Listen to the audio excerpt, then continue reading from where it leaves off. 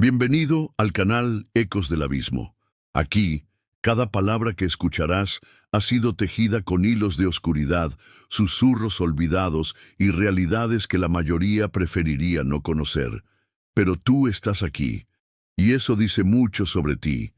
Ponte los auriculares, apaga la luz y quédate muy quieto, porque esta historia no es solo un relato, es un eco, y como todos los ecos, vuelve desde algún lugar muy lejano. Deja tu like si disfrutas del misterio, el terror rural y las leyendas malditas. Con tu apoyo, podemos seguir desenterrando más historias que el mundo ha intentado olvidar.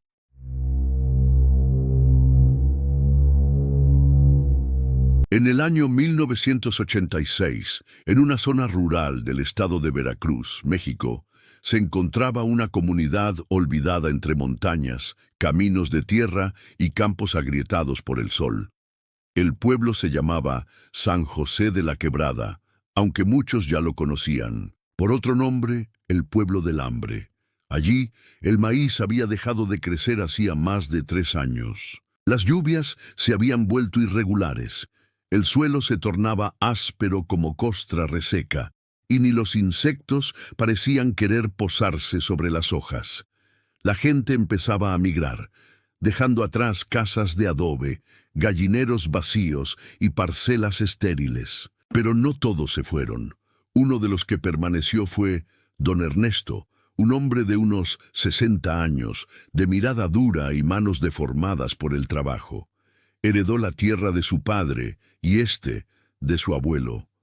Hombres tercos, hechos de tierra y silencio. Ernesto no podía imaginar su vida en otro lugar y se negaba a abandonar lo que tanto le había costado mantener. Las cosas comenzaron a cambiar cuando Ernesto, borracho de frustración una noche sin luna, se arrastró hasta el cobertizo y sacó lo que quedaba de su cosecha arruinada. Rompió los tallos podridos, maldijo en voz alta y en un arranque de desesperación, clavó una estaca en el centro del campo, como si esperara que la tierra respondiera. Pero no lo hizo. No esa noche. La mañana siguiente, sin saber muy bien por qué, decidió construir un espantapájaros. No uno cualquiera. Tendría algo especial, algo vivo, algo que diera miedo.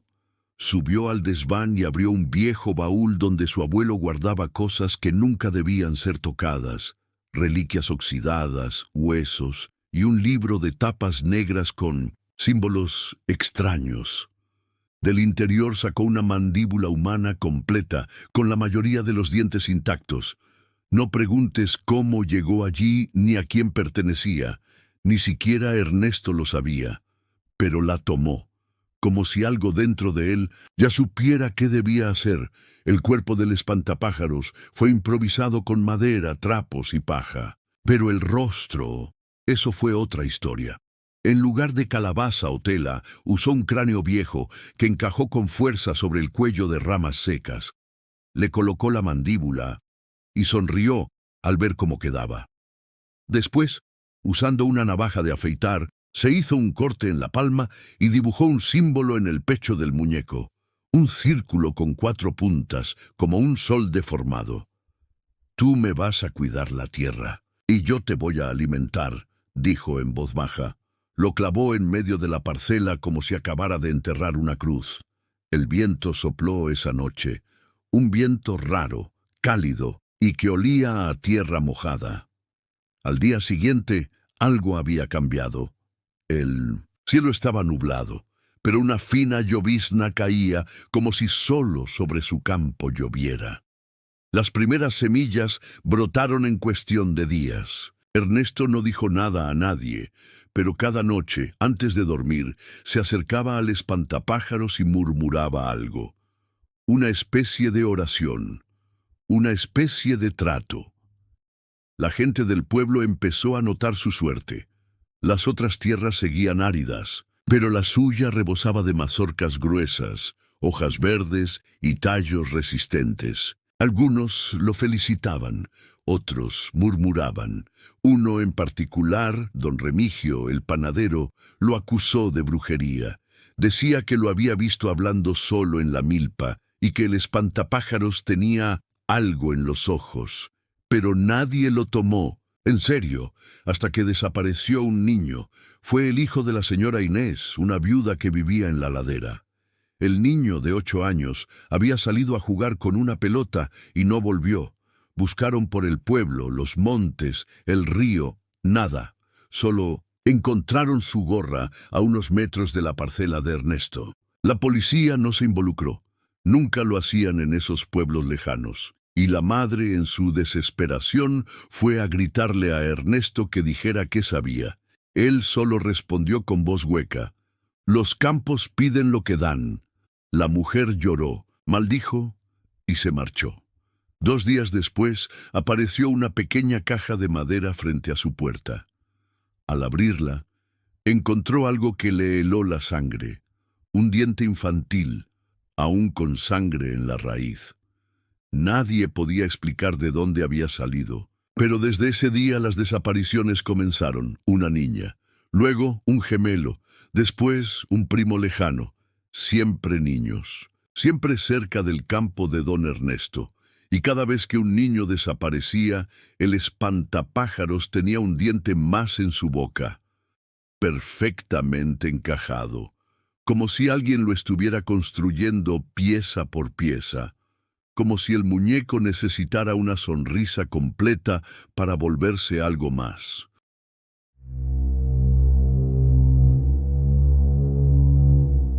Pasaron 3 meses desde que el primer niño desapareció. En ese tiempo, 5 niños más se esfumaron sin dejar rastro. La única constante era el espantapájaros, que ahora parecía observar incluso sin ojos, como si su mirada surgiera del hueco entre los dientes. Cada desaparición era seguida por el hallazgo de una pequeña caja de madera en la puerta del familiar más cercano, con un diente en su interior. Algunos eran caninos, otros molares o incisivos, pero todos eran infantiles, todos con sangre fresca. La gente empezó a evitar el campo de don Ernesto. Caminaban por rutas más largas con tal de no pasar frente a esa parcela que parecía burlarse del hambre del resto del pueblo. En la cantina comenzaron a llamarlo el viejo del diente, y al espantapájaros simplemente él, como si ponerle un nombre real le diera más poder. Ernesto, mientras tanto, parecía rejuvenecer. Su piel se tensaba, sus pasos eran más firmes, hasta su mirada antaño apagada brillaba como brasas en la noche. Cultivaba sin descanso, dormía poco y hablaba menos. Nadie se atrevía a enfrentarlo. Nadie, excepto padre Joaquín, el cura del pueblo. Un hombre flaco, de ojos tristes pero firmes, fue quien se atrevió a decir lo que muchos temían. Esto no es obra de Dios, es brujería, es pacto, es abominación. Una noche, el padre Joaquín se adentró al campo con un frasco de agua bendita, una cruz y un rosario. Frente al espantapájaros, rezó en voz alta y lo roció con el agua sagrada. Dijo haber sentido una ráfaga helada que lo tumbó al suelo. Luego juró que el espantapájaros se movió ligeramente como si respirara. Al día siguiente, el cura desapareció. La parroquia quedó vacía. Solo hallaron su cruz clavada en el suelo junto al espantapájaros y una nueva caja frente a la iglesia, pero esta vez dentro no había un diente, había una lengua humana, gris, seca y con marcas de dientes alrededor, como si hubiese sido masticada antes de ser entregada. El pueblo cayó en silencio. El miedo se volvió niebla. La gente cerraba puertas y ventanas antes del atardecer. Las madres no dejaban salir a sus hijos ni para buscar agua, pero nada detenía la sonrisa del espantapájaros, que crecía y crecía. Y fue entonces cuando sucedió algo más extraño aún. Una niña llamada Anita, de apenas 7 años, fue vista parada frente al campo en plena noche. Vestía camisón blanco y tenía la mirada perdida, como en trance. Su madre despertó por el sonido de la puerta chirriando, y cuando salió corriendo, la vio de lejos, acercándose al espantapájaros con los brazos extendidos, como si él la llamara.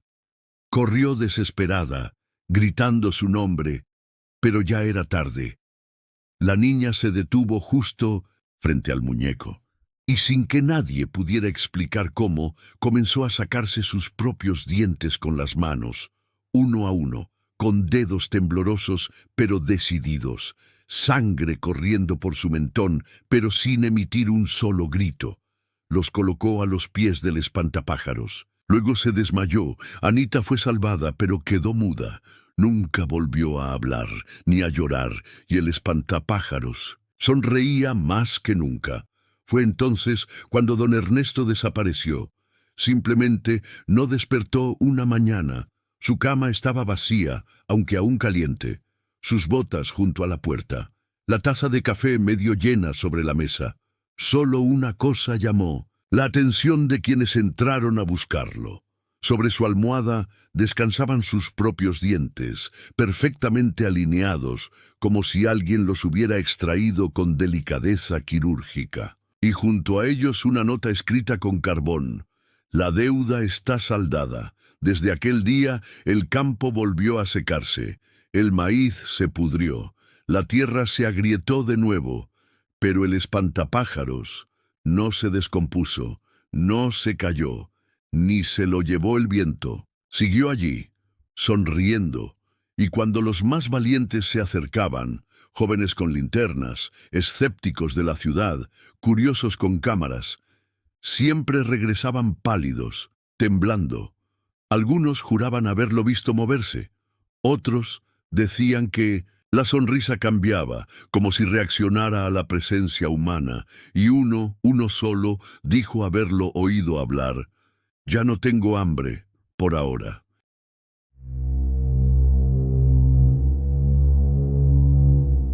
Aunque muchos pensaron que con la desaparición de don Ernesto terminarían las pesadillas, lo cierto es que fue solo el inicio de algo más oscuro.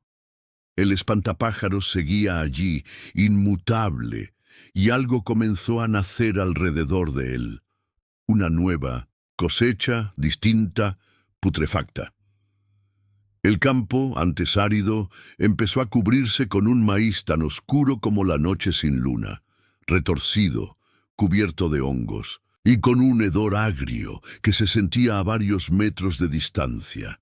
Los pocos que se atrevieron a acercarse aseguraron que el maíz parecía susurrar cuando el viento lo rozaba. No era un sonido claro, sino algo parecido a voces de niños llorando, pidiendo ayuda, repitiendo frases inconexas en susurros que calaban los huesos. Y el espantapájaros, al centro del campo, parecía escuchar.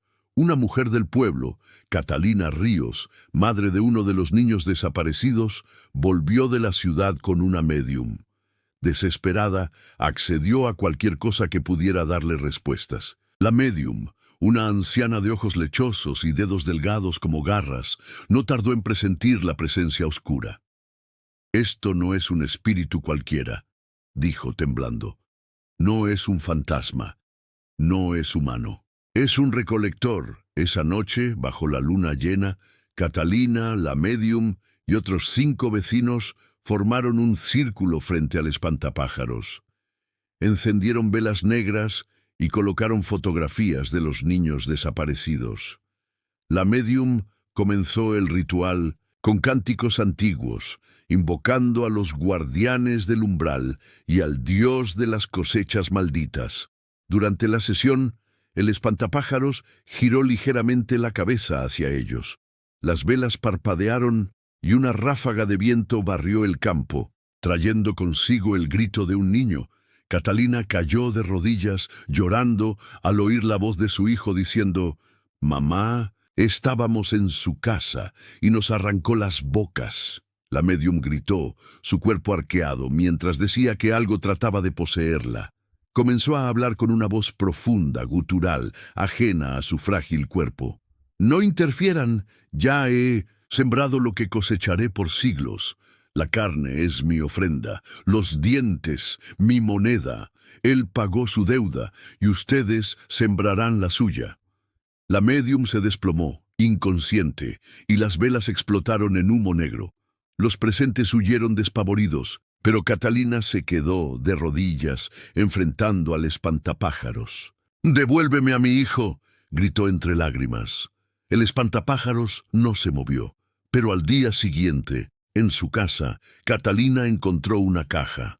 Dentro había una pequeña mano, sosteniendo un diente de leche y una nota escrita en la misma caligrafía de su hijo. «No llores, mamá, él nos dio una sonrisa nueva». Después de eso, Catalina perdió la razón. Fue encontrada caminando desnuda por el cementerio, murmurando frases sin sentido y llevando una corona hecha con mazorcas negras. La internaron en un hospital psiquiátrico de la capital, donde aún hoy repite la misma frase una y otra vez. El maíz negro alimenta su sonrisa, y cada niño es una semilla. Días más tarde surgieron nuevas señales.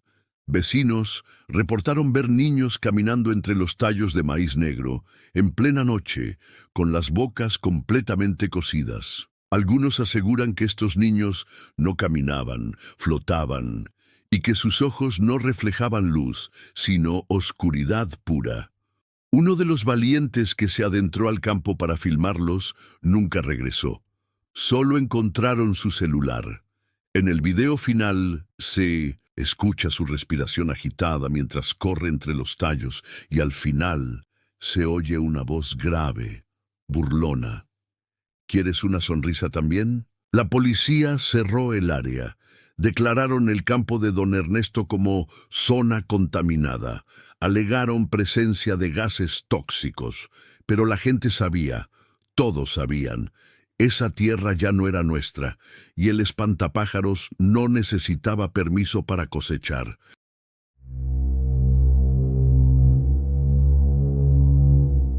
Fue el joven Nicolás Rentería, un estudiante de antropología venido desde la ciudad, quien descubrió la existencia de la cabaña.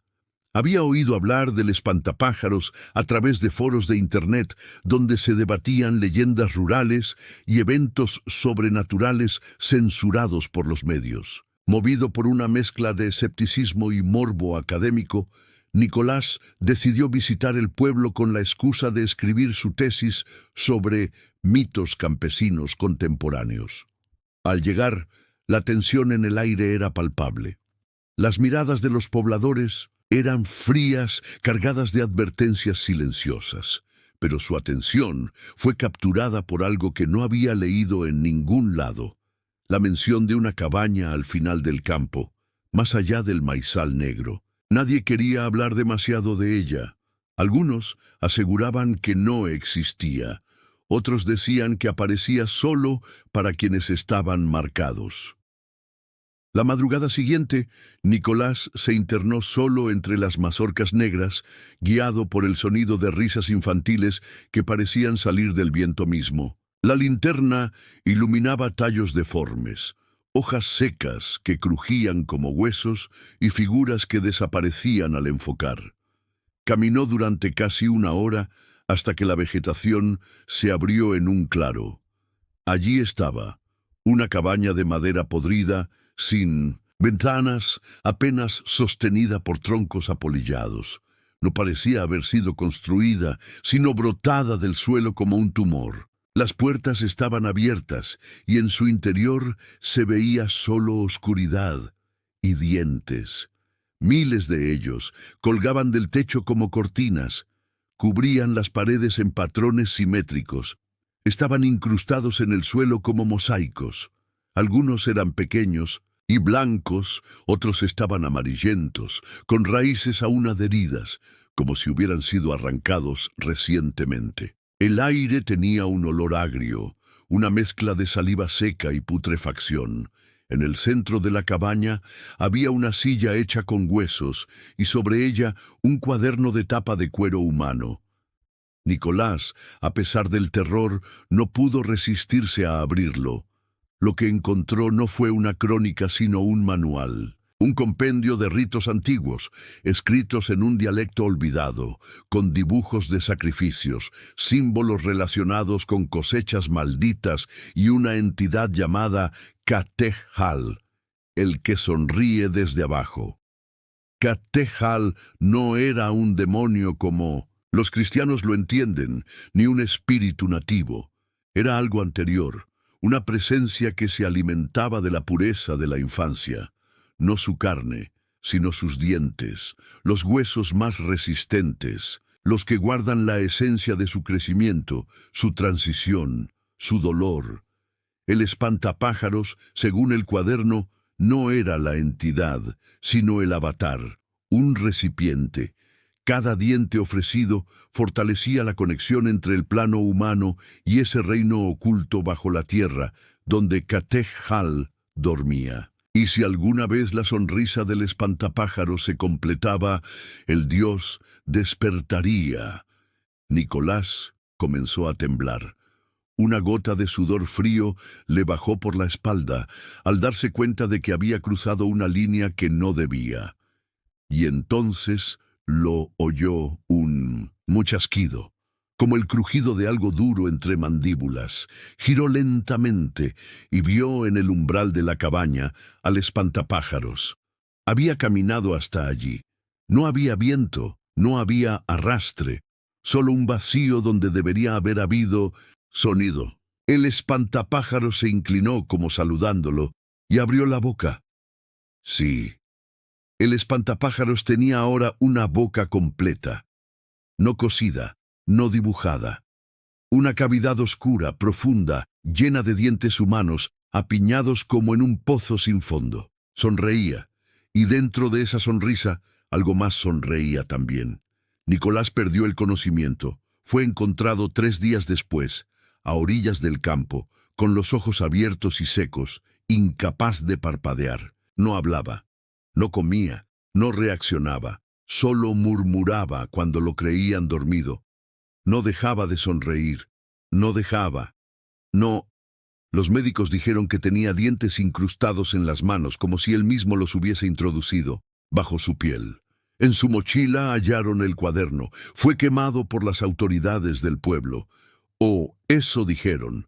Pero alguien más lo leyó, y alguien más está siguiendo las instrucciones.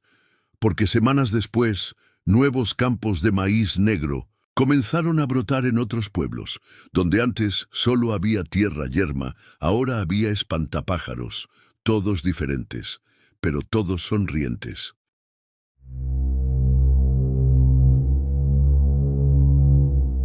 El siguiente paso fue casi inevitable. Después del Festival de las Sonrisas, los pueblos cercanos comenzaron a adoptar la tradición. No por miedo, no solo por presión. Hubo quienes lo hicieron por curiosidad, por la promesa de algo más grande, algo eterno, algo que ya no pertenecía a la esfera humana. En cada localidad donde se repetía la feria, el aire se cargaba de una extraña energía, algo palpable, una vibración que traía consigo la sensación de que algo más grande estaba observando. Las casas de los pobladores comenzaron a llenarse de dientes. No eran sus dientes, pero eso ya no importaba. Cada vez que un niño perdía uno, los padres, sin pensarlo, lo depositaban en una pequeña caja de madera en su casa, siguiendo la tradición que, para entonces, ya se había establecido como parte del calendario. Pero pronto, los dientes dejaron de caer. Al principio, la gente pensó que simplemente era una temporada baja. Los dientes no salían con la misma frecuencia y las sonrisas se desdibujaron, pero el deseo de complacer al espectro que ya se había apoderado de ellos los mantenía al margen. La farsa continuó con más espantapájaros en los campos, con más sonrisas en las plazas, pero nadie sabía que algo mucho más oscuro se estaba gestando bajo sus pies. Una noche, cuando la luna llena iluminaba las tierras de aquel pueblo, Todo dejó de moverse. No se escuchaban ni los grillos, no había viento. Todo estaba congelado en un silencio asfixiante. Los espantapájaros en los campos se inclinaban hacia el pueblo, alineados como si esperaran algo. Y fue entonces cuando Lina, la niña que había comenzado todo, apareció en la plaza. Ya no era la niña que todos recordaban. Su rostro era una máscara de paja, y sus ojos, vacíos, reflejaban la oscuridad del universo. Se levantó, flotando sobre el suelo, sonriendo, pero no era la sonrisa de un niño, era la sonrisa de Katej-Hal, la sonrisa del vacío que todo lo consume. El espantapájaros, con su boca llena de dientes, comenzó a sonreír también. Cada uno de ellos abrió la mandíbula, revelando el caos que se encontraba dentro. Huesos rotos, trozos de carne, e incluso aquellos que ya habían perdido la razón, sus bocas colmadas de dientes ajenos, estaban completos. Y entonces comenzó la cosecha final. Lina no necesitaba hablar, no lo hacía, su presencia era suficiente. La tierra comenzó a retorcerse, y de las entrañas del pueblo surgieron figuras que nadie podría describir. Sombras que se alimentaban de la luz, entidades que no formaban parte de este mundo. Eran niños, pero ya no eran humanos. Eran los espíritus de aquellos que habían sido llamados, aquellos que se habían perdido en el vacío de la sonrisa eterna. El pueblo fue devorado. Sus habitantes al principio intentaron escapar, pero los espantapájaros les cerraron el paso, guiándolos de vuelta, forzándolos a sonreír, a entrar en la cosecha de dientes. Los gritos fueron sofocados por la tierra misma, que parecía cerrarse sobre ellos como una boca gigante. La vida de cada ser humano era drenada, no solo de su aliento, sino de su esencia más profunda. Las sonrisas se convertían en vacíos, en agujeros sin fin.